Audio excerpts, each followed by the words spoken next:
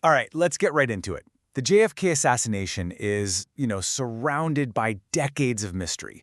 But every once in a while, a single declassified document comes along that cuts right through the noise. It gives us this incredible, if maybe incomplete, glimpse of what was actually happening behind the scenes.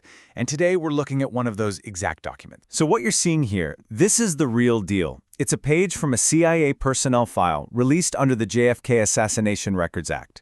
This isn't a theory, it's not speculation, it's an actual internal government record. And buried inside this very dense, typewritten page is one little note that, well, it raises some absolutely massive questions. And boom, there it is. A single sentence. A photo of a man, alleged to be Oswald, was taken from the limited base house. This is just weeks before the assassination. So you've got to be asking the same thing I was. What in the world is the limited base house? And what exactly was the CIA doing there? To really unpack that quote, we've got to pull back the curtain on the whole operation it's referring to. And that operation had a code name, Project LIMPT. So Project LIMPT was this huge, long-running spy op. I mean, we're talking a multi-decade effort, all focused on one thing, spying on the Soviet embassy in Mexico City. During the Cold War, that embassy was basically a beehive of KGB activity, and you better believe the CIA wanted eyes on every single move. Now look at this timeline. This is what's really wild to me. This wasn't some quick in-and-out job. The operation started way back in 1955 and ran for nearly 20 years. And Limited, the base house from our note, was active from 55 all the way to 1968. This wasn't temporary. This was a permanent, deeply entrenched intelligence operation. So how'd they do it? Well, the operation was basically built on three pillars of surveillance. They had Limited and Lillerick, two different base houses, both set up right across the street, their cameras basically glued to the embassy's front entrance. I mean, that's prime real estate for seeing who's coming and going. Then they had a third one, Lycala, positioned to cover the back, the garden and the parking lot. They literally had the place surrounded in a 360-degree photo net. But an operation this complex isn't just about buildings and cameras, right? It's about people. So let's talk about the men on the ground, the ones who were actually running the show from inside these secret rooms. The files actually give us some names and code names. First, there's Ramon Joseph Alvarez. He was the photo developer, the guy in the dark room making all these secret photos come to life. Then you have Oliver G. Scantling. His role was cutout, which is basically an intermediary, the guy managing the safe houses and keeping things secret. And then there's the mysterious Limity 60.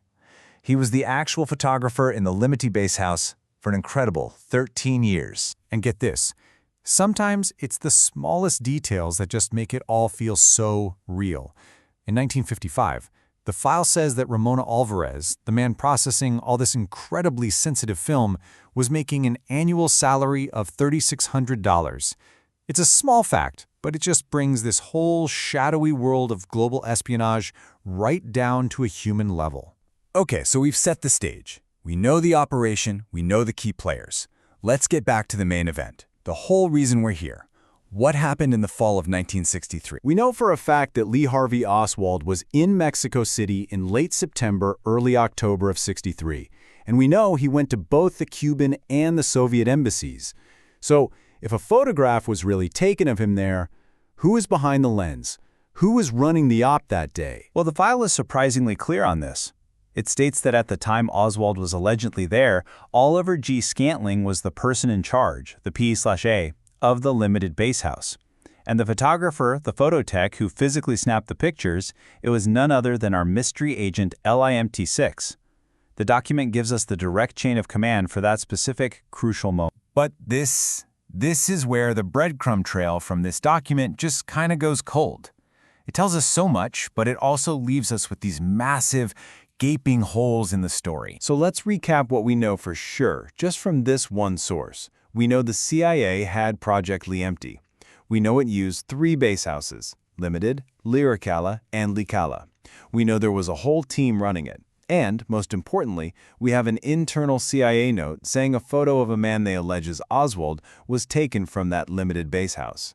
That much is solid. But then, think about what it doesn't tell us. Was it actually him?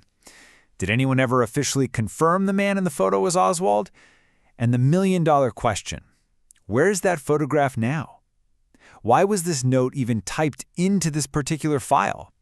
The document gives us this amazing clue, but not the answer. It opens the door a crack, but we can't see what's on the other side. And that right there is what makes this so fascinating. It reminds you that history isn't some finished story in a book. It's more like a giant puzzle, and we only have a few of the pieces. And it just leaves you with this one big question, right?